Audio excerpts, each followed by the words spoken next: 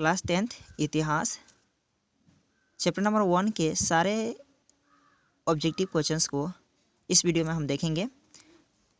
नीचे दिए गए प्रश्नों के उत्तर में 4 विकल्प दिए गए हैं। जो आपको सर्वाधिक उपयुक्त लगे उनमें सही का चिन्ह लगाएं। तो क्वेश्चन नंबर 1 है, इटली एवं जर्मनी वर्तमान में किस महादेश के अंतर्गत आते हैं? तो वह है यूरोप महादेश के अंतर्गत आता है। इटली एवं जर्मनी वर्तमान में यूरोप महादेश के अंतर्गत आते हैं। क्वेश्चन नंबर 2 है, फ्रांस में किस शासक वंश की पुनः स्थापना वियना कांग्रेस के द्वारा की गई थी? फ्रांस में किस शासक वंश की पुनः स्थापना वियना कांग्रेस द्वारा की गई थी? तो इसका आंसर है बुर्बो वंश। इसका सही आंसर है बुर्बो वंश के द्वारा। क्वेश्चन नंबर 3 है, मेजनी का संबंध किस संगठन से था? मेजनी का संबंध किस संगठन से था? तो इसका सही आंसर है कार्बोनरी।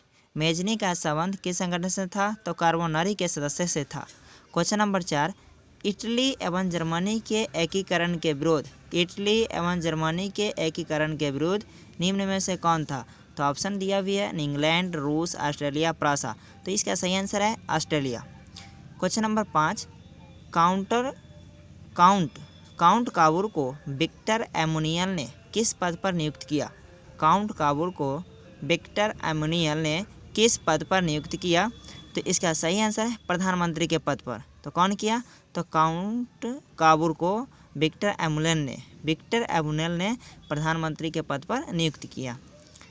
क्वेश्चन नंबर 6 है, गैरिबाल्डी पेशे से क्या था? यह क्वेश्चन जो है ना वह बार बार एग्जाम में पूछा गया है। और तो गैरिबाल्डी पेशे से क्या थे? तो वह नाविक थे। गैरिबाल्डी पेशे से क्या थे? नाविक थे।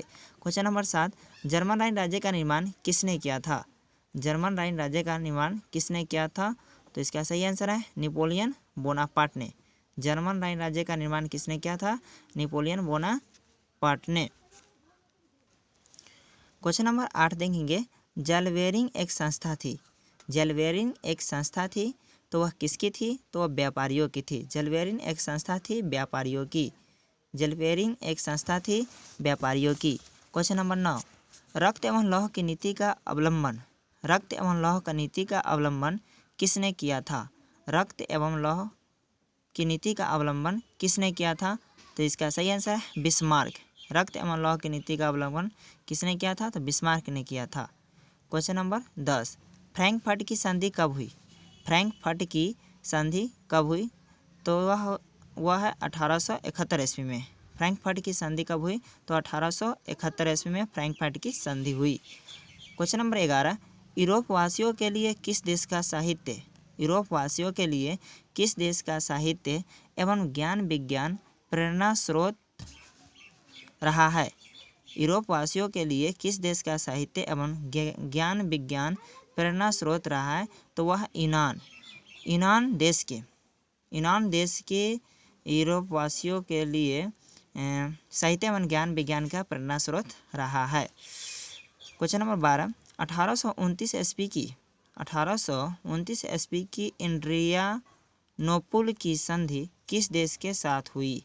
फिर से क्वेश्चन देखेंगे, 1829 ईस्वी की एरियानोपुल की संधि किस देश के साथ हुई थी? तो वह तुर्की देश की। 1829 ईस्वी की एरियानोपुल की संधि किस देश के साथ हुई थी? तो तुर्की देश का।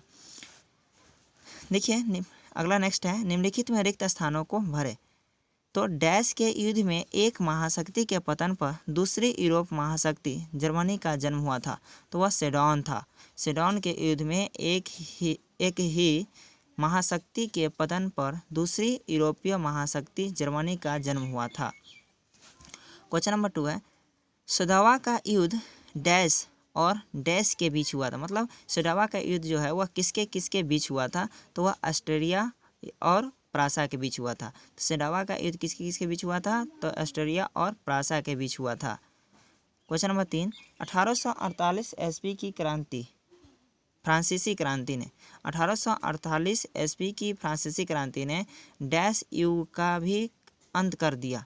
यानी कि 1848 ईस्वी की फ्रांसीसी क्रांति ने मेटरनिक युग का भी अंत कर दिया। मतलब किस युग का अंत कर दिया? तो मेटरनिक युग का। क्वेश्चन नंबर 4 देखेंगे, वेटिकन सिटी के राजमहल, वेटिकन सिटी के राजमहल जहाँ डैश रहते थे, कौन रहते थे, डैश पोप रहते थे, जो इटली एकीकरण में से बचा रहा है। फिर देखेंगे क्वेश्चन नंबर 4, वेटिकन सिटी के राजमहल जहाँ पोप रहते थे, जो इटली एकीकरण में बचा रहा है। क्वेश्चन नंबर 5 देखेंगे, यूनान को एक स्वतंत्र राष्ट्र घोषित करने के बाद बवेरिया के शासक डैश को वहाँ राजा घोषित किया, यानी कि ऑटो का वहाँ राजा घोषित किया। यूनान को एक स्वतंत्र राष्ट्र घोषित करने के बाद बवेरिया के शासक ऑटो को वहाँ का राजा घोषित किया। क्वेश्चन नंबर 6 है, हंगरी की राजधानी डैश है, मतलब कहाँ है, हंगरी की राजधानी कहाँ है, तो बुडापेस्ट है, हंगरी की राजधानी बुडापेस्ट है। नेक्स्ट सवाल चलेंगे, निम्नलिखित समूहों का मिलान करें। तो समूह अ और समूह ब है, यानी मेजनी क्या थे, तो मेजनी एक राजनीतिक थे। तो मेजनी को हम किससे मिलाएंगे, राजनीतिक से मिलाएंगे। हिगेल क्या है, तो वह दार्शनिक थे। हिगेल क्या थे, तो दार्शनिक थे, तो हिगेल को हम दार्शनिक से मिलाएंगे। बिस्मार्क क्या थे, कहाँ के थे या कौन थे, तो बिस्मार्क जर्मन के चांसलर था, यानी जर्मन चांसलर था। बिस्मार्क जो था वह जर्मन चांसलर, तो बिस्मार्क को हम जर्मन चांसलर से मिलाएंगे। विक्टर एमुनियल, तो विक्टर एमुनियल कहाँ के रहने वाले थे, तो इटली के रहने वाले थे। ठीक है, तो क्वेश्चन नंबर 2 चलेंगे, समूह अ और समूह ब यह भी मिलाने है, करना है। तो वियना सम्मेलन कब हुआ, तो एक में है वियना सम्मेलन कब हुआ था, तो वियना सम्मेलन 1815 ईस्वी में हुआ था। वियना सम्मेलन कब हुआ था, तो वह 1815 ईस्वी में हुआ था। फिर दूसरा है मेटरनिक का पतन, तो वियना सम्मेलन को हम मिलाएंगे 1815 ईस्वी से। मेटरनिक का पतन कब हुआ, तो मेटरनिक का पतन 1848 ईस्वी में हुआ। मेटरनिक का पतन 1848 ईस्वी में हुआ।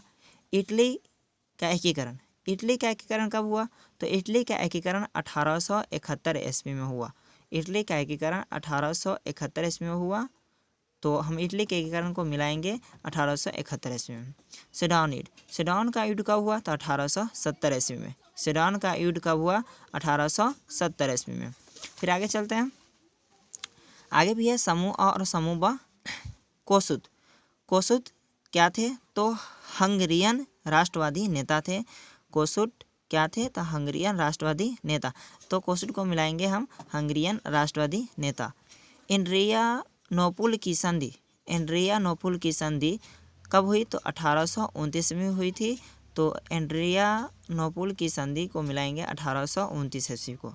यूनान की स्वतंत्रता कब हुई थी, तो 1832 ईस्वी में हुई थी। यूनान की स्वतंत्रता कब हुई, 1832 ईस्वी में हुई थी, तो यूनान की स्वतंत्रता को मिलाएंगे हम, मैच करेंगे 1832 से। पोलैंड में आंदोलन